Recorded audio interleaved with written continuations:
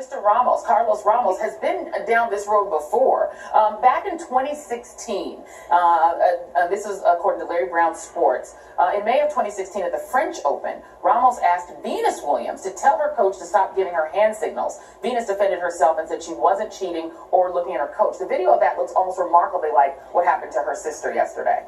Right, and I'm just trying to imagine during the Super Bowl, Tom Brady being penalized for yelling at a ref and having the ref then put 3 points on the board for the other team. That's essentially what happened here. Okay, you're seeing one of the best player, potentially best player in the history of tennis, being treated as though she is somebody who's out of control. I saw headlines that said she melted down. Lots of them. And that is a complete misunderstanding, not only just of black anger, but black women's anger specifically. And I really wonder if we're not allowed to express ourselves in the field of battle, so to speak, on the court, on the sidelines, where in fact can we be angry? And that's the question that comes out of this situation for me. And this is broader. I mean, women in general, right? I mean, we were having this conversation about Elizabeth Warren in the green room. I mean, in the makeup room. Is that people will try to throw the anger card. Even her, she's like a mom. Like there's nothing angry about, right? But any kind of expression of anything other than dainty femininity. Serena Williams was told she couldn't wear her catsuit, even though she was wearing it because she has pulmonary embolisms. You have to put on a pretty dress and be frilly. You're playing a power sport in which men are allowed to emote, but women are supposed to be dainty. This is a woman who's been called a gorilla, who's been demeaned for her body type, compared to a horse, who's been, shamed for her body.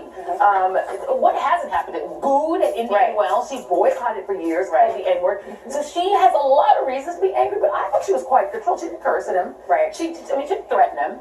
She expressed herself. She asked for an apology. She stood up for herself in a way that so many black women have to do every day, and that's why you get emotional. I viscerally felt that moment because I've been in that exact situation where something happens to you that is wrong. You try to stand up for yourself, and in the moment you get a little emotional because you're trying to keep your emotions in check. So it actually makes you more emotional in the moment, as we saw with Serena yesterday. And again, Joy, it's not just women in the context of sports. It's women generally. When you're walking down the street and a man tells you to smile, because a smiling woman makes everyone feel comfortable. We can't actually just have no expression on our face. I'm told all the time to smile, or that I look mad if I'm not smiling, but maybe I'm just thinking about something that's not happy. How do you know that? I mean, I think there's a double standard for women where we have to be ladylike in every situation, even when we're in the highest levels of competitive sports, and also in our regular and ordinary lives, right? And I think that has to stop, particularly when it comes to black women, because oftentimes we're deemed angry when we're not even raising our voices. I've been called hostile when I haven't even raised my voice, Joy. And so I think that there is a racist and an ugly history to this, but in this particular moment in 2018, we have to call it out, name it, just like Serena did yesterday, and say that hopefully the next woman does not have to go through the same thing.